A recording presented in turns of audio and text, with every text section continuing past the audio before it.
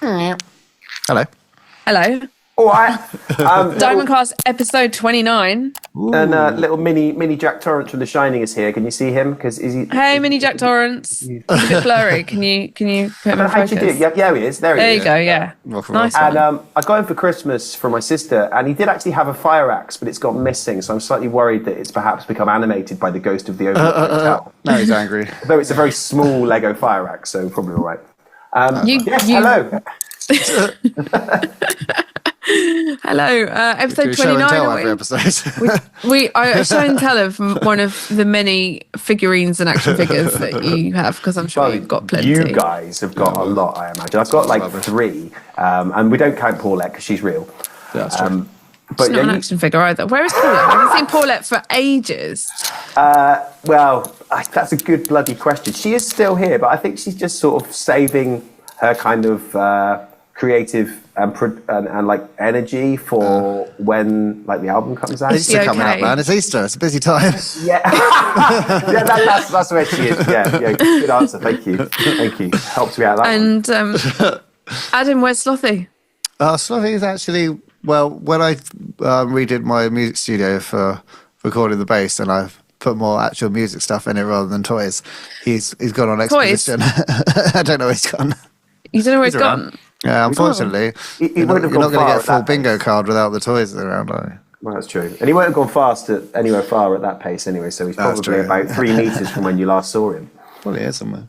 It's in the Dalek, controlling the Dalek. There he is, laying in the background. There you go. He's actually moving very, very slowly. Yeah, he's in the Dalek. He's going to stop moving the Dalek. More to the point, where's Vinny? Vinny V? Yeah. Third priority after the toys. Oh yeah, well, he's so tough. He's so tough at the moment. Vinny's tough. He's tough, so rough, so tough that he's actually playing drums. He's playing drums right now. Probably. Now he's touring with a band called Pig, and I think he's travelling today to the first show. And cool. a bit of a fun fact that Pig features on this particular tour a guitarist called Jim Davies, who was in Pitch Shifter. Sick. And little fun fact here, back in the midst of time, I was in this guitar catalogue. You see, this is Jim Davies from Pitch Shifter in this guitar catalogue, this Maverick guitar catalogue. And, who's this? On page 5, it's me. That's it. Do you play Maverick? I did. For a while. Fucking got a Maverick bass. They're well nice. Yeah, it was. The really cool thing was the volume pots. Yeah. On that angle. They're really nice. Really cool. So obviously, I've held on to that for about 1,000 years. That's cool. But yes, a little fun fact that he's on, and obviously the apex of Jim Davies' carere was being in that catalogue with me, and now everything went downhill from there. So I remember going to Pitch Shifter's last ever show. It was one of the many last ever shows they did. I think that's the Astoria. That's good. What did you think of Pitch Shifter? Obviously, you went to the gigs. Bloody great. I think they're really like ahead of their time. It's like their own niche, like jungle metal, like breakbeats and stuff. There's drumming. I bet fucking Vincent loves the drumming. You should talk to him about it. Yeah. I agree. I thought they were a really great band, and they used to do this thing on the first couple of albums where they would give you a whole bunch of samples to use as a punter at the end of their CD. It's really cool. They really want to encourage people to be proactive about programming music. Yeah, man. And it was a very unique sound. In fact, that my Did you ever use any? I was before I was really doing anything like that. But I suppose I could get the CD out and do it now, couldn't I? I think I've got a drum sample CD they did. They used to sell them in the merch desk as well. That's so really cool. Yeah. I wonder if Vinny's ever used any of the drum samples. Certainly not. Doesn't need them. He is the drum sample. But yeah, so he's off doing that. I'm actually leaving to go on a tour with Ricky Warwick in about an hour. So but still committed, still here. I got up at 6 a.m. this morning so that I could pack and record one more vocal for the album, which I've now done. So you see, dedication, and I'm still here. So just how's it going? Yeah. Sorry, I'm taking your presenter job. I was interested to know. I could just go away.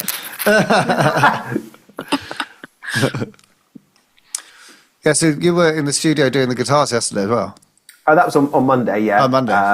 And that was good. It was good. I think the thing about this album is that there are so many, like what you've done with the bass, there are so many different sounds and opportunities to have different kind of textures and stuff. That it's not like any other album I've done where you go in, you do the rhythm guitars on one guitar, and you do the lead guitars on one guitar, and then maybe you do like a clean guitar on one guitar. But this is so layered with all these different guitars and setups and stuff that I was pretty ambitious to think that I could get it all done, and I didn't get it all done. I've still got like probably 1 day's worth left to do. Yeah. Well, you want to experiment as well, don't you? You don't Yeah. especially because the studio you went in looks like it's got a load of things to play with.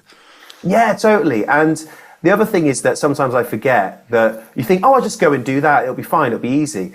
And then there's only a finite amount of concentration that I think as a human being you can have. I was in there for 10 hours. Yeah. And by like the 10th hour, I was still recording. And I was like, can I even understand what being in time is anymore? You're just doing it. Well, and you're going from song to song as well, right? Yeah. Because I spent like a month doing the bass, and I'd do like 2 days on each song or something. It's like, playing it and then editing, and then ages working on the sound of it as well.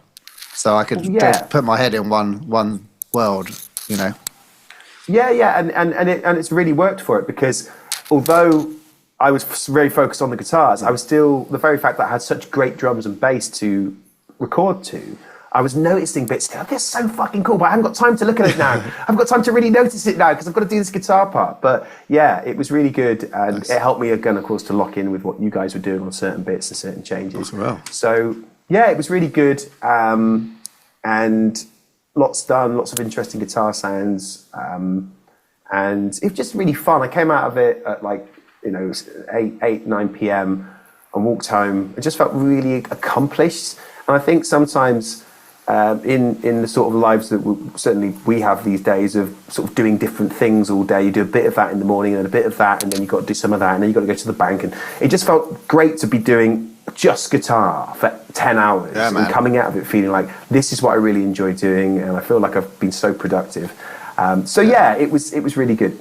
Okay. Adam, you felt the same way about that, didn't you? I did. I was starting to get a bit sad this week now. I finished doing all the bass. Yeah, because all the bass is complete for the album, which was really fun. But yeah, it's just doing bass all day, like for a month, was pretty wicked. And just being able to experiment and play with, different effects. Vincent said he's never heard basses sound like this before, which I thought was quite a good accolade.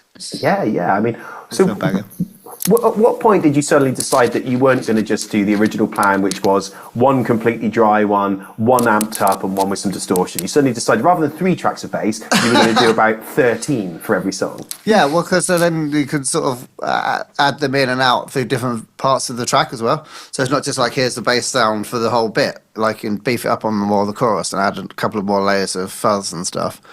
Because being a 3-piece, it's really fun because either the bass is more to fill in like a different sonic space, so then you can have more, just like, you don't have to have like chuggy rhythm guitars all the time, because the bass with like fuzz and distortion can like sort of take the heavy lifting on some of that and make so you can have more lead lines, and so you've got to experiment with multiple layers.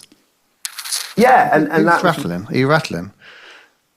Someone's rattling on the recording. Are you playing with your Lego toy? No. He's moving by himself because he's inhabited by the spirit of the Overlook Hotel, so I can't make excuses for him. Okay. But yeah, absolutely, and it means that one thing that we wanted to do this album very, very organically, it just was like, let's try and do less like heavy riff guitars and more lead guitars, clean guitars, acoustic guitars, which means that the drums and the bass have to be really heavy. And that was what I definitely found when I was listening back to the track recordings. Like, this is so heavy. And in fact, the engineer at the studio, he actually told me to tell you how much, Adam, he likes your bass parts and your bass sound. Nice. So he was, every song, he was like, this is brilliant, this is great, this is awesome. Oh, nice. So, that's really cool. Thank you, Danny. Thank you, Danny. Yeah, so that was really good. And at the same time, I've been doing vocals as well, because even though Yanni was here and we did a load of the stuff, there were still bits and pieces left over that I have been doing, and so he left the mic here for me to do. Nice. Yeah, so I've done 9 out of 10 now. I've wicked. just finished the 9th one. And I also did a bit of work on the lyrics as well between Yanni coming here. So there were a few bits I had to change because I'd spent more time on the lyrics. And I'm really happy with the lyrics now. I think they're a much better balance of having an enigmatic kind of poetic quality while still having a clear message and being something that people can really kind of hook into, because there's more of a concrete kind of story there, and there's a development in the song, and a lot of the songs have a very positive message, even if they start off as something that is a sort of an element of lament or struggle. By chorus 3, it's changed and there's been a transition, and I've never really done that with lyric writing before. It's always pretty much been like, the end of the song is the same state of affairs as the start of the song. Here's a song about this feeling. Whereas now it's got this sense of journey, which I think is much more in keeping with our message as a band of working through challenges and struggles. And I feel really accomplished about it. Awesome. So yeah, it's been a really productive time, very busy, because at the same time I've been preparing to go on this tour with Ricky Warwick. So like learning some new songs, rehearsing songs as well. But like you said, Adam, it's better to be busy than not busy. So Yeah, well, it's doing the bit we enjoy the most, man. yeah, exactly. Looking for How have you managed to compartmentalize all the different things that you have to do? Because you are obviously creating your own timetables and working on all things that have to be done, lots of different focus shifts, I guess. And both of you making stuff for the album as well as Ben doing other stuff as well. How I guess the fans quite want to know about the creative process and the way that you prepare yourself for all of that. Well, I use Slack. spreadsheets. Yeah, Slack and spreadsheets. So we've got Spreadsheets for planning, but also just for like how you manage to make it work throughout the day, you know, so you don't get distracted, so that you keep your focus on the thing that needs focus for the day, so that you can leave feeling accomplished. Well, absolutely. An example of that was Monday in the studio. So I went through these guitars, and we started at about 9:30. And I sort of made a decision when I woke up that I wasn't going to look at my phone at all. I had it on flight mode all day because I thought, this is what I'm here to do now. I'm doing this today, and I don't want anything, because I get distracted. I'm quite emotionally distracted quite easily by things. So if something comes up where I feel like there's a challenge or there's a problem or there's something that can affect me emotionally, it will destabilize me. So I thought, I'm going to these guitars are so important.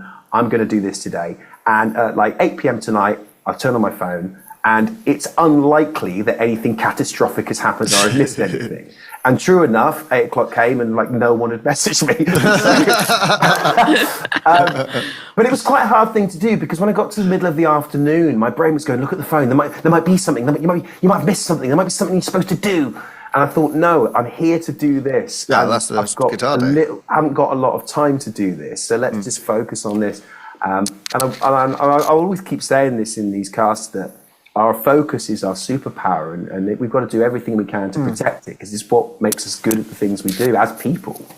So that was the big thing for me, was having that kind of discipline around the phone.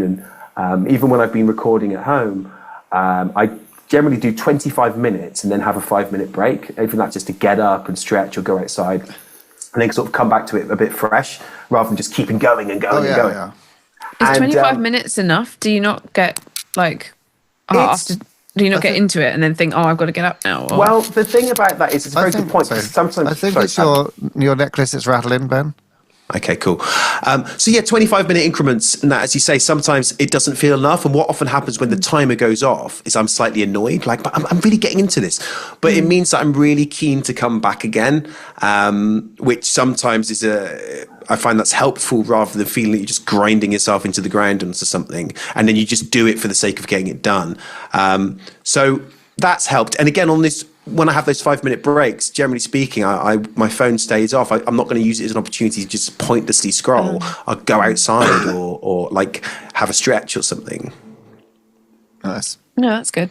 Adam, what about you? You've been doing a similar type of disciplined timetable. I like to go for walks, so I go for like a good hour or 2 hour walk a day. So I split up sessions with that. But then when I'm on my walk, I'm normally writing or thinking about, the part or what I'm going to do when I get back. So it's more like down tools, and have like a a planning or a thinking session and then go back to it more prepared. Or do you ever find that maybe you get stuck with something and then when you go out, the answer actually comes to you when you're not with the guitar and you're not with the computer? For sure. I do a lot of writing, and like for doing this bass, I said, spent like a month doing it, but like the first week or 2 weeks didn't actually play anything. It was just planning on how I was going to record it and how I was going to get the setup right. And so then when it goes, it's like, yeah, this is wicked. I know what I'm doing.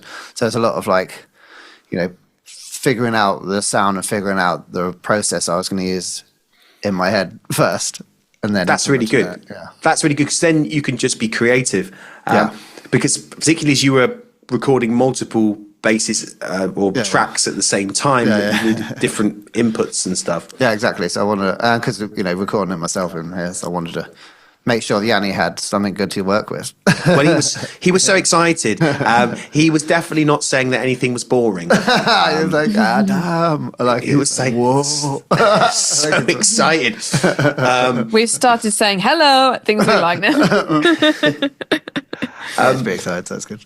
But yeah, preparation is key, isn't it? Failing to plan is planning to fail. And the spreadsheet was very important in the studio because what would happen would be that... Well, you've got a tick list of things you need to remember not to forget. Because for me, it's like with bass, it's just like, well, there's one bass part. So as you just, with guitars, it's like you don't want to forget how many these songs are different. We kind of... once we'd set up a sound, we said, okay, this is the clean guitar sound, and we're going to use what we were using was a Fender Stratocaster on one side and a Fender Jaguar on the other side, and you got this nice combination of sounds. And that's what Daddy would always say if we're going to double apart, That's what Daddy said. Daddy said, if you're going to double apart, what Daniel proclaimed was Who's your daddy, Ben? if ever you're gonna, it's probably Jack Torrance. And it's all right. What did Daddy say?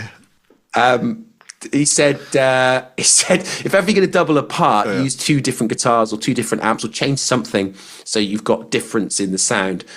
So all the cleans we would do, and I'd had it on a spreadsheet, color-coded. The same guitar, same amp settings, but just different guitars. Different guitars and a slightly different use of the reverb and the delay in terms of how we were processing the sound. So it was like almost like a different reverb pedal or something. So there was that difference in the sound. And each song, all the bits that were clean guitar bits, I felt on the spreadsheet, and they'd be in light blue because that's the colour of clean guitar. Yeah. And the heavy stuff. What's heavy? Red. Heavy's red, of course. And acoustic is a sort of like sandy colour. Yeah, that makes sense. So you'd go through each song and you go, okay, every song, let's do all the blue bits now. And then once you've gone through and done a blue bit, you can make it green. So it was very much... Does green mean done? Green means done. Yeah, okay. You've got to fit it in all green and then you feel accomplished. Exactly. When everything turns green, you're sorted. Exactly. So it was like very much jumping from one song to the next with the same guitar sounds to then do it on the next song. And we were very disciplined and very efficient. The spreadsheet, of course, was very important. That's quite interesting. So you did all like the similar sounds but on different songs. Well, I was just the opposite. I was just like one song and then do everything for that, and then that's done, and then the next one. Even if we create a different bass sound for each one. That's how it's going along. Well, I think because we recognised that we wanted certain uniform sounds. Yeah. Because it's slightly different with the guitars because whereas your thing was creating a different sound per song, it was more like the variation comes with the guitars or the consistency comes of this is the clean guitar sound for this album, pretty much. This is the lead guitar sound for this album, pretty much. And it was great, and it was really interesting. You have preconceptions about what you think a certain guitar or pedal is going to sound like in the song, and often it doesn't. And you end up using something that you wouldn't imagine that does the job that you thought the other one would, which is quite cool. How many pedals did you use, Ben? Oh my God, it was this whole floor tray thing of them that could be wheeled around because it was so big. Cool. But did you video any of them? Can we have a look? There is. I sent you a little video where there's a very quick shot of me panning over all the pedals. It's one of the videos I sent you last week where, you can see that. There's actually all the guitars, all the pedals, all the amps. That was out. I went out on the Instagram, didn't it? Yeah, but I don't know, did we do it as a post or just a story? As a reel, I believe. Okay, so then if we've got to do another day in the studio, then we can make some then. Yeah, so the what's left to do is a couple more of the lead guitars, but then it's all about the acoustic guitars. And most of these songs do have acoustic guitar on. They have as a rhythm part left and right, creating that kind of washy, acousticy, kind of almost quite gothy, indie sort of sound, which is really cool because of how heavy the bass and the drums are. You've got this really nice sense of this texture going through the songs, which give it quite a different sound. I always think it sounds quite rhythmic when you have like acoustic guitars underpinning it, because you can hear the strumming pattern. It always sounds like, a shake or some kind of percussive sound, I think. Exactly that, yeah. So I think that'll be a really fun day because I love recording acoustic guitars. I love the sound of it when you've got it in the mix, and mostly it's quite easy. So some of the things I was doing were not super hard technically, but sometimes it was holding your hand in a certain position for ages, and it was quite it's guitar playing. Yeah, and sometimes it was just like timing things, and like nothing that I play generally is particularly technical, but it's just about playing it a fairly basic melody, but in a way that is compelling, and that can be quite difficult when you've just got 3 or 4 notes that are going like da da da. It's like, okay, you've got to make it not sound like da da da. You've got to be like wow, meow, or whatever, like a cat rapping, which is what that was. Playing it with flair. Yes. Dude, I've written bass parts when every time I was going to record one, I was like, what have I done to myself? This is fucking hard. I've written really fucking hard parts, but then I was like, well, I'm going to be playing these for years to come. I might as well make them exciting and enjoyable. So like for the first couple of gigs doing these next songs, you're going to suddenly have your bass up here. Yeah. Completely like on the spot, really. Like, looking at the amp so you can hear the best. Yeah. It's completely new like persona, new poncho for it. Yeah, nice. Probably should get a new poncho. Well, it should be like this. You'd be like sat down doing it. Yeah, exactly. Be really concentrated. Like no rocking out, no looking up. Just wear like a leg brace on stage or something, so that people think you've hurt yourself, and then that's why. That's the reason. Nice. Cool. Okay.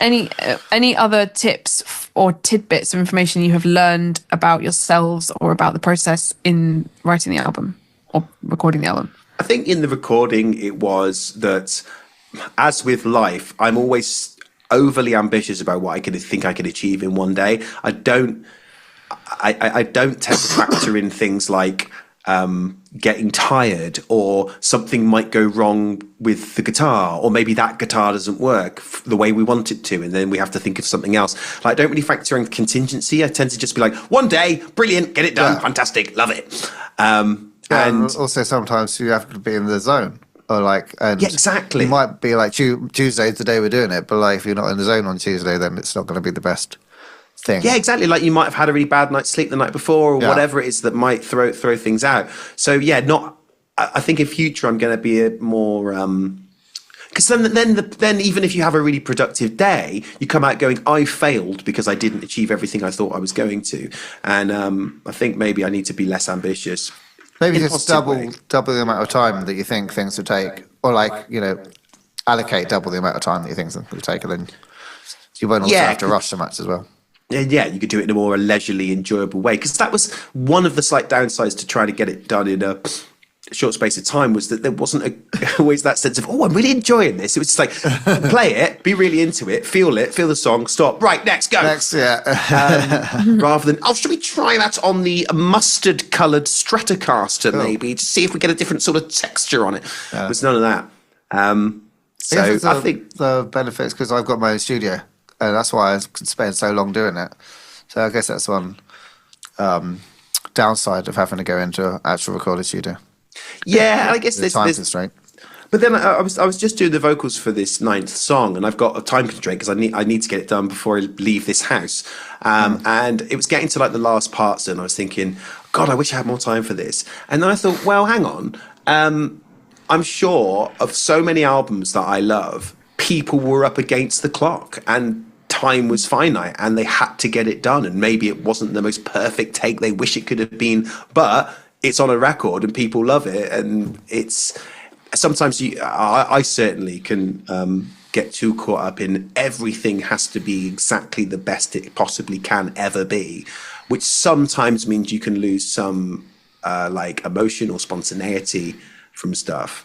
But yeah, so I sort of recognise that I think it works both ways. It's great to have your own space, and sometimes a deadline's useful. I mean, Adam, you also had a deadline. Yeah, you had to get it done by a certain time so that I could then. I was booked to go into the studio to do the guitars. The bass had to be done by then. So, which is why we didn't do the cast last week. Yeah, and I was really sick last week as well, which didn't help. Perfect combo.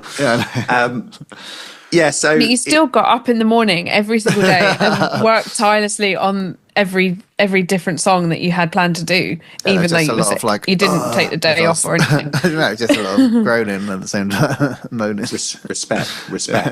Probably will. Cool. There's no being sick in the rock and roll world. Well, I mean, fuck me, there is, but you got to do it. You got to do it anyway. Like when we were doing last year, we were all sick. Oh, that was horrible. I suppose once one person gets it must be this time of year. Yeah, February, March. Yeah. Okay. Yeah. Cool. So, so we thought it'd be nice to react to some of the fans' reception to Dark Anthems, because it's now been 3 weeks since it came out. Cool. So we've got some really cool things. We had Andy Crimson did a reaction video, so nice. It might be nice to react to that reaction video because why not? And then we've also got some fans comments on YouTube and Discord, and then something else in the works, Adam. I don't know. A Dark Anthems related thing that's coming out this week. Oh, what's the merch? Yeah. What's that? The merch, you say? What's that? Tell me more. Oh yeah, we've got the long sleeve coming out this week. Sleeves. Long sleeve, Yeah, long sleeve, more like. Exactly. That's all good to go. So that would be, I don't know. Actually, it might be out by the time you're watching this, because we're recording this early in the week, so it might be out already. Oh no, it's out already. Go and get it. Yes, the Dark Anthems long sleeve is the first long sleeve bit of merch you've got, isn't it? Yeah. Good old sleeves. Look, I've not got any on today. You just save. Yeah, cut them off. Yeah. Is it a long sleeve T-shirt or a hoodie or both? Or long sleeve T-shirt first, and then I think we're going to be dropping a hoodie. Next week, something like that. Nice. I like it. I like it. Let's go. So, is it the first long sleeve bit of merch you've designed for us? Yeah, I think so. I mean, it's yeah, it looks really cool. I'm not gonna. Oh, you can probably go and have a look at it now. Go and have a look on diamondblackofficial.com. Can we bring it up on screen? Can we bring it up on screen? Yeah, okay. I'll put it in post. I'll put a little picture up on screen, so there it is. There it is on the screen right now. Way. Probably that side. Wait, can we do that thing that they do on telly where they pretend to look at the thing that everyone's looking at? I've got Which way do we have to look? I don't know. I'm guessing this way. Wait, no, that way. There you go. Ooh. Right, so we'll do that. So, right, that you say here it is, and then we'll go over there. Right, ready? Oh, I'm leaving this bit in. Okay. Well, and here it is. There you go. Seamless. Yeah, nice. Magic of television. Yeah. Wow. Right. So yes, merch. Go and buy a Diamond Black long sleeve because it's the summer soon and you won't need sleeves. Well, you won't need sleeves at any time, really. I mean, personally, I've got an agenda against this merchandise because of the sleeves. But I guess I can for once. They I look can cool. let this go. Let's go. They do look cool. Of course. So yeah, hope you like. Great. Hope you like them. Thank you guys. Thank you for everyone that's bought one already. In the future, Or the It's got a message on the back, hasn't it? Because they've all got it's like the other one you did for Through the Misery, which also had a message on the back, which I think looks cool because then you can spot people in a gig from the back who's wearing a diamond black t-shirt. Very cool. Cool. Okay, let's have a look at some lovely comments from people on YouTube. We haven't heard these really because we wanted you to read them out for us. You want me Live to read them out for you? No, do some sort of live reaction. It's all going to be like, thanks. I might not be. Oh yeah, that's true. Because when I went on as Chen Bristow and made that comment about the bass playing.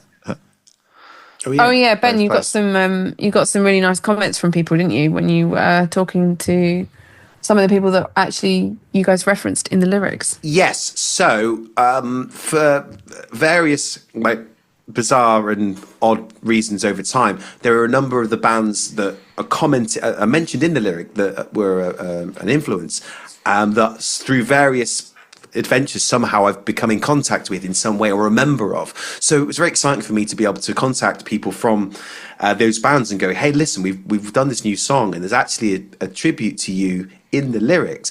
We'd love you to hear the song, just because that's so cool and weird and mind-blowing.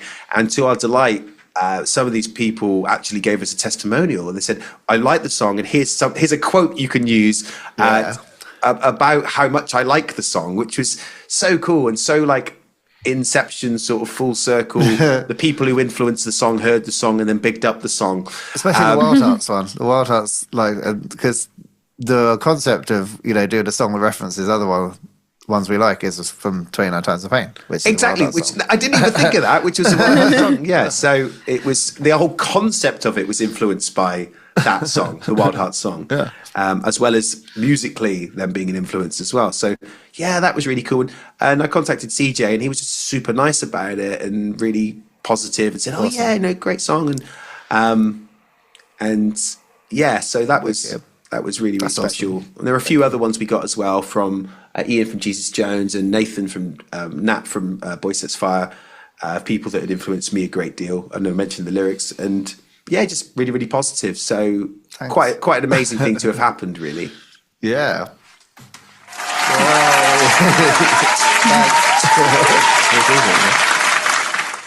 That's really good. And if you are you going to show it to anyone else? Yes, so it was a bit of a. I should really have contacted these people a lot longer before the release, but it suddenly was an idea that I had about a week before of like, oh my gosh, I could send it to them and they could hear it. So there were a couple of other people that I have sent it to that said, oh yeah, I'll give it a listen, that are mentioned in the song, and I'm waiting to hear sort of feedback from them. So there could be some more of these testimonials, but that's cool, isn't it? The song came out and we can still talk about the song over the next couple of months. Yeah, man. So it's exciting. Yeah, I mean, I hope you will be talking about it over the next couple of months. And years. Cool. So do we want to read them out or? Yeah, well, if you got some nice ones. I won't say no to praise. Well, I mean, so CJ Wildheart said, beautifully put together with a chorus dressed in the finest melody. I really like this. Awesome. Iain from Jesus Jones said, yes, there's a direct reference to Idiot Stare, but the very DNA of Dark Anthems has the same intensity. So cool. And Nat said, I love the creativity. Really impressed. Absolutely epic tune. Way. Wow, that's awesome. That's lovely. So to break those down a bit, I mean, CJ is a master of melody. Every band that CJ's ever been in has been so melodic, from was it the Tattooed Love Boys through to the Wildhearts, through to Honeycrack, through to the Jellies, through to his own stuff.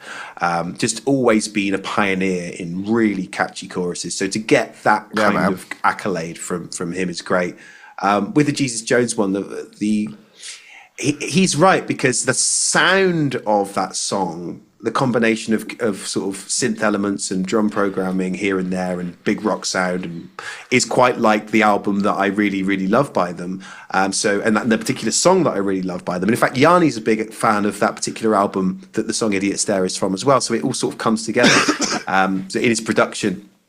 And then with the Nathan Gray, what Nat said to me was, they said this concept of using lyrics and song titles is so cool.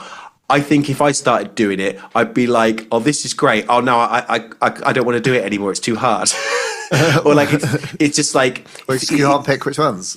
yeah, and so when they said about loving the creativity, it was that was the aspect of it, of putting all these titles together in a way that made a bit of a narrative and a bit of a story. So these are all people whose music at one point in time in my life I've sort of listened to consistently on loop. They've all been bands who there was a time where nothing else would do. You know, when there's a certain band or an album when you're developing as a music lover that you just like, all I want to listen to is that this week. And they all have produced music for me that have done that. So it's just an amazing thing to have happened. Nice. Great. I mean, yeah, there's loads of really nice ones, basically. But yeah, I'm just going to read out a few. Elena says, "I will be repeating myself, but gosh, this song goes so hard. You did an incredible job. Absolutely splendid, amazing, incredible, awesome. Just a big yes." Good use of the word splendid. Thank you. Splendiferous. Monium666 says, "You guys are amazing. I watched it with great delight. Always be like that." Oh. Thank you. Thanks. Make Yourself 83 says, so good. Impossible to hear at once. Already on repeat. I needed this today. Proud of you. Yeah. That's nice when people listen to a song and aren't simply, "Oh, that's good. I've got it on repeat." That's these real are quite passion, like isn't it? in-depth comments, which are really nice as well. It's not just like banging. It's just what I would say. Some people have written that. Oh, okay. Well, Emma Governor says, "After listening to this song multiple times, I've come to realise how much power music has. I will be forever grateful to you guys." Wow, that's really nice. Natlik Eve says, "This is literally a breath of fresh air for me, guys. Thank you for your masterpieces." oh, Wow, okay. I'm embarrassed now. You wanted some praise, you get it. Paul Duckworth says, "Great track, really love this song. Trying to remember which venue is in the video. I know I was there because I saw myself at 141. Hi, Paul." It's quite a few. It's a few venues, people in isn't it. Yeah. Well, It's a few venues. I recognised, and tell me any ones that I haven't said, KK's is in there. The Hangar 18 in Swansea is in there. I presume the London Garage is in there. Is there anything else in there that stands out to you, Adam? I don't know. I'm really, really bad at remembering venue names, so I couldn't remember. I couldn't, even if I recognised the place, I wouldn't be able to tell you which venue it was. So I'm crap at remembering names. But yeah, and it was fun to watch that video almost a year on, I suppose, from that tour, and I felt quite nostalgic looking at it and remembering how fun it was, and those particular. I remember those shows in particular, Swansea, in London, and Nottingham. I mean, all of them were great. I remember those being real standouts. Also, before I got sick as well. So, and then when I'd recovered again by the end. So Yeah, the start at the end of the tour. Start at the end, yeah. So good memories of that. Yeah, Kim Rosenrot says, "Thank you for sharing this premiere with us. Very dynamic and emotional song and video. The video captures perfectly the live music experience you only get at concerts, and I'm so totally in love with the German lyrics at the end." Oh yeah. Surprise at the end. What was it saying in that bit? Well, I asked. Yeah, I think only you and maybe one other person did. I mean, I think people are so used to hearing interesting like quotes and things in songs, but it's direct translation of the chorus lyric. I believe, because obviously I only speak English barely. It's if you've lost your way, let dark anthems guide you. Let dark anthems find you. Let dark anthems bind you. Or actually, wait a minute. It might be when we lost our way, your darkness to find us. Your darkness would find us. It's someone write in. Yeah, please. I know. Write in the comments. I'm sure Kim can clear it up for you. Good, please save me for doing this wrong. Tell it on Discord if you know what it is. Go on Discord. Yeah, on Discord. What was Let us know. Put what was that interesting down about that was that I gave the original text, whatever it was, to a couple of German people who were bilingual, and people had very different ideas about what it should actually be. And it's so interesting when you see. I had to sort of really explain, because when we're talking about the nature of darkness in this song, it's not a depressing thing. It's actually about the power of someone being cathartic and emotional, therefore empowering us. So it wasn't like a message that said something like, oh, everything's really dark and I'm really sad. It would probably be easier to translate. But it was trying to say, this sadness has somehow been empowering to us. Like, okay, so let me try to translate that for you. So yeah, it was, and I think, again, write in and tell us, it was done correctly. I hope so. It's too late now. There you go. Rock and roll. Nice. Morgana Root says, I'm bawling again, but besides the vibes of the song, the absolute energy from you guys is overwhelming. I wish someday I'll have the pleasure to listen to my favourite songs live. Incredible song, so fucking powerful. Thank you. Nice. Well, yeah, and it's really good how it worked out in the video, because A poncho. well, exactly, loads of poncho, and also Immortalise the poncho. Yeah, exactly, for all time. And also, because we're playing live to an audience, it's more of a sense of unity and people and sort of anthem and rousing people together and stuff. So it's I don't think we even really planned that. It just turned out, it's like, well, yeah, that's a nice happy coincidence. Yeah. So yeah, it worked out really well for that song. Nice one. Nice. Thank you. Venus Doom says, I wrote this as I listened to the song for the first time, and it's an analysis of the song. So Cool. The song weaves a tale of heart adrift, lost in the haze of doubt and anxiety. Its notes carry the weight of struggle, as if each chord echoes the uncertainty of a soul searching for direction. The lyrics paint a vivid picture of wandering through a storm of emotions, unsure where to turn, yet determined not to surrender to despair. But slowly, like a dawn breaking through the dark, the music shifts. A subtle uplifting rhythm emerges, guiding the lost traveller towards a place of peace. The once unclear path becomes a journey of self-discovery, where the steps, though hesitant, are taken with newfound hope. The song swells with the warmth of realization. The road to happiness is not always straightforward, but it is found through resilience, faith, and the quiet moments of clarity amid the chaos. In the end, this song becomes a celebration of transformation, of turning darkness into light, and embracing the possibility of joy once more. Wow.